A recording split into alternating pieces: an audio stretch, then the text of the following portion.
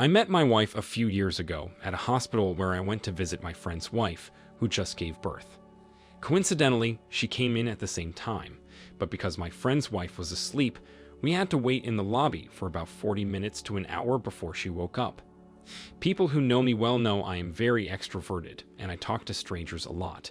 While waiting, I tried making jokes with the nurses at the reception desk, but they weren't having it, so I went back to sit with my wife.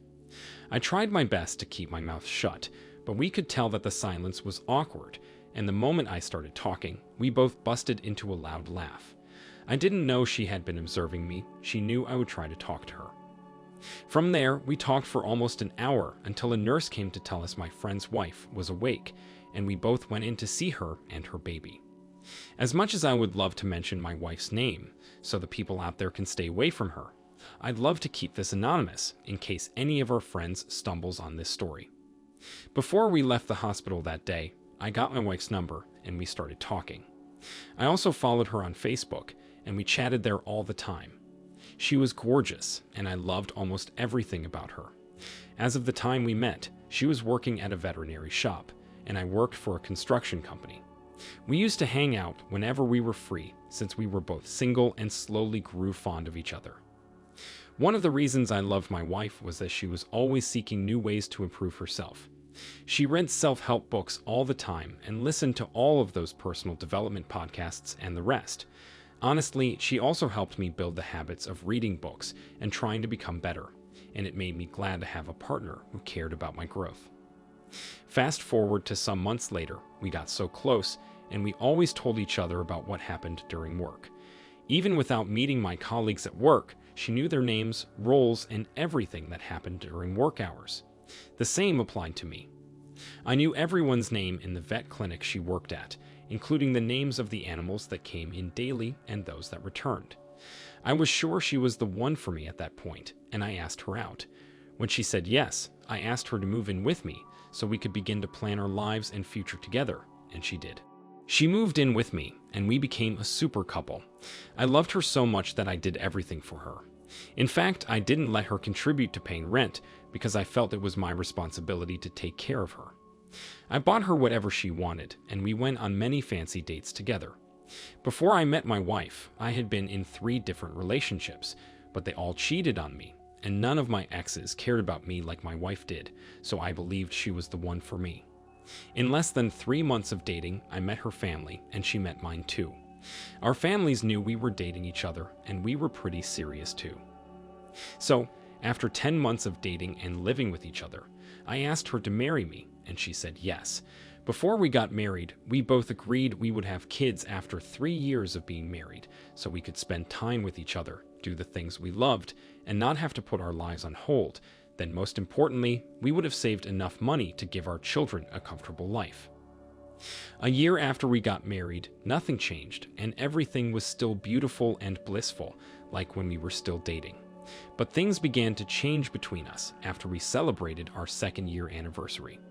My wife began to show less interest in the things she used to love, including our 2nd anniversary, which she used to look forward to. And that's when I began to suspect that something was wrong. It all started with her obsession with personal development, and she claimed she found this new mentor online. A man in his late 30s, who she asked to mentor her for a fee, and he agreed. According to my wife, this man was a life coach, and he had mentored many people in the past and helped them build their lives. At first, I didn't have an issue with her having a mentor because I knew she wouldn't back down or change her mind until she got what she wanted, so I allowed her to do her thing. However, a couple of weeks after she started her mentorship classes with him, I noticed they were getting closer and closer, and I kept feeling that something was off between them, but I shook it off. It wasn't enough that I was paying for the mentorship hourly, but she always came up with new excuses for me to pay for things I didn't understand. She met with her mentor almost every week and even had to cancel most of our lunch dates to be with him. Then, as if that wasn't enough, whenever I came home from work, I'd have to eat my dinner alone, watch television alone, and go to bed because she would talk to him for hours on the phone without spending time with me. I complained about it, but she said I was making a mountain out of a molehill, so I let it slide, expecting that she would change, but it got worse. Once, we were supposed to go to my parents' house for my dad's 62nd birthday, but she didn't show up and refused to take my calls. That evening, when I returned home, I met her and her mentor having dinner in our home, and I was so mad. When she saw me, she smiled and acted like everything was fine. It even made me madder when I found out she forgot about her Rafael's birthday, even after I reminded her that morning. The craziest part was that we had not had dinner as a couple for weeks, and she even stopped cooking, but there she was, eating and laughing with her mentor. I got so mad and yelled at her. Then I asked her mentor to leave, but she stood up and started challenging me in front of her mentor. She said he had taught her a lot of things, and he could not leave, so I had to choose between joining them for dinner or doing something else. I was so furious that I left the house and returned to spend the night at my parents' house. That night, I stayed awake close to my phone, hoping she would call and beg me, but she didn't. And that was when I was forced to look up her mentor online.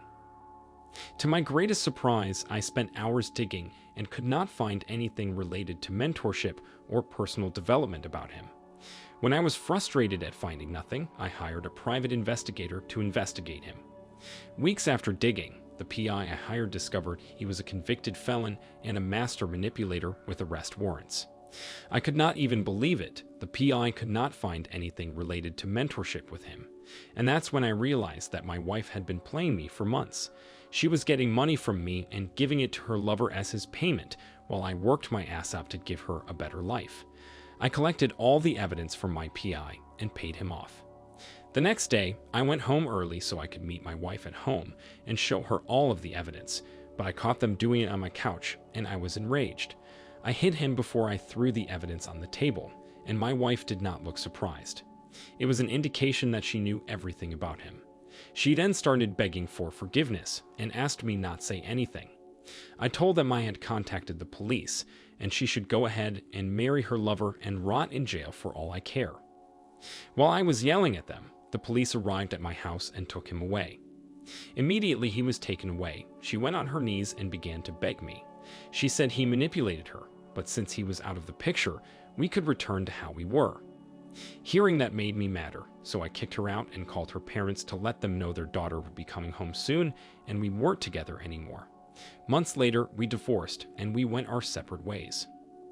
Until the last 6 months, she kept calling me with different numbers, until I warned her that we could never be together, even if it were in her next life. Of course, I miss her, but being single is way better than living with a cheating spouse. Even the last few months of our marriage were hell for me, so I'm glad I made the right decision. OP, I wonder why you didn't look up your wife's mentor before she started her mentorship classes. That was carelessness on your own part. It's just terrible that she played you and manipulated you to pay for classes that did not exist. Although it's hard, you made the right decision by kicking her out of your house and divorcing her. Such a woman does not deserve second chances because she would have cheated on you again even if you forgave her. It's even more disturbing that she didn't show any remorse when you showed her the pieces of evidence, but most importantly, she is no longer in your life. Thank you for sharing with us. Now let's get into our second story for today. My wife and I fell apart after 2 years of marriage. My wife and I started dating around 2020 after the coronavirus struck the world. She had lost her family of 3 to the virus, and as her closest family friend, I had no other option than to take her in. I lived in a 2-bedroom apartment. One was my bedroom, and the other was my office because I was already working remotely for a top freelancing platform whose name I would be withholding, and I had to move my office to my bedroom so she could sleep in the second room. When she moved in, she was grieving, always moody, and almost depressed, and I took up the responsibility of caring for her all through her stay with me. At that time, I was earning very well, so I didn't need her to contribute to anything, not even groceries. She barely ate and was not herself for the first few months. 7 months later, she snapped out of her mourning state and became active again. Then she started looking for a job. The main reason she wanted a job was to pay me back for all the things I had done for her, but when I found out, I stopped her from working and suggested that she learn a high-demand skill so she could register on the same platform I worked at and also earn remotely. She agreed, and I paid for an expensive course for her, and she mastered the skill. In the following months, she registered on the platform and began to get her own clients, and that was how we became two remote workers living together. When my wife moved in with me after she lost her parents, I had just broken up from a toxic relationship, and the last thing I wanted was a relationship. But having my wife in the house all the time helped me in some way and caused me to reevaluate the important things in life. So, in the process of her living with me, I fell in love with her even without knowing. With her becoming active again, our relationship grew stronger, and we even became closer. I literally became her only friend and family, and slowly, we started doing the things only couples did. We went on vacations together because we were both financially stable, got each other gifts, visited the places we always wanted to, and we even took more advanced courses to help us in our skills. After living together for 2 years, the neighbors and those who stayed or worked around our house knew we were together, even when I had not asked her out yet. I knew she loved me, but I was afraid she would turn me down because she kept saying she was tired of people coming into her life and leaving her when she needed them the most. So I kept procrastinating. Eventually, I asked her out on her 27th birthday. We weren't doing anything that year, we only went to have a fancy dinner. And while we were in the restaurant, I paid the waiter to bring in a cake I had delivered some hours before we went there, and instead of having happy birthday, it had, "Will you be my girlfriend?" And she said yes in excitement. Initially, I intended to propose to her, but I wanted to ask her out first. 4 months later, after she said yes to me, I asked her to marry me, and she said yes. My parents already knew her because her late family and my family were friends, and they were delighted when they found out we were getting married. We made the wedding plans and had a small wedding, then moved into a bigger apartment with enough space for our respective workspace. When we moved into this new apartment, my wife was jovial and always in high spirits with the neighbors. The neighbors, too, were receptive and welcoming, unlike my former neighbors, who were always busy and barely had time to speak or talk with us for more than 5 minutes. When this happened, I was delighted because she had a different happiness spending time with the neighbors, especially since she lost her family and barely interacted with others except my family and me. She even started cooking and sharing food with the neighbors and their kids, and it contributed to their closeness. Being remote workers allowed us to create our own work timetable, and whenever she was done working, she would go grocery shopping and come back home to cook. She claimed that cooking helped her clear her head, and sharing food with other people reminded her of her family reunions and much more. I understood her point of view, so I didn't argue with her or try to stop her, even when some of the neighbors started taking advantage of her kind gesture. Aside from the food, some neighbors began to ask for financial assistance, which we helped whenever we could, and there was this 80-year-old man who asked if she could help him cook on some evenings and clean his house too, since he had no family living with him. So when my wife told me about it, I reluctantly agreed, and she'd go over to his house twice or thrice a week to cook and clean. About a month after she started cooking and cleaning for him, I noticed she went there almost every evening except on weekends. This was more often than their initial agreement, but I thought everything was okay. Then, one day, I was in my apartment watching television when I heard a knock on the door. I knew it was unlike my wife to knock when she had her keys, so I opened the door and realized it was our neighbor she cooked for. When I saw him, I thought he had come to thank me and my wife for her help, but he looked somewhat disturbed. When he sat and I asked him if everything was okay, he first said, "Son, I want your wife to stop coming over to my house because she is having an affair with my renter." Then he stopped and looked at me. I was shocked to hear that and didn't know what to say. I asked him if he was telling the truth, and he admitted that he had no reason to lie. When we were having this discussion in my apartment, my wife had gone grocery shopping to cook the next day, so she wasn't at home. I didn't want to believe the old man, but like he said, he had no reason to lie, and it made no sense for him to lie against my wife. So, in the end, I asked him if he could show me something to prove that he was telling the truth, and he promised to make a video and send it to me when next she came over, which would be her last time visiting his house. That evening, when my wife came back, I didn't mention anything to her. I just acted like everything was fine, and I didn't say that the old man came over when she was away. The next evening, she told me she was going there as usual, and I pretended to not pay any attention and acted like I was engrossed with my work. About 15 minutes after she left, the old man sent me a video of my wife in his renter's room, and they were making out in the living room, thinking he was asleep in his room. When I saw the video, I was broken. I knew the man she was kissing and could not believe she had done that to me.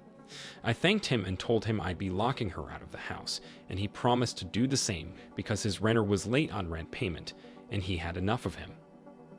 Later that evening, when my wife came home and could not access the house, she started to yell and hit the door, but I sent her the same video, and she began to beg me from outside. She asked me to open the door to discuss things, but I was done with her. She betrayed me and did not care about my feelings. On the other end, her lover was kicked out by the old man, and they were both homeless that evening. I refused to let her in that night, and after a few days, she returned to meet her stuff packed at one corner of the house, but she refused to leave.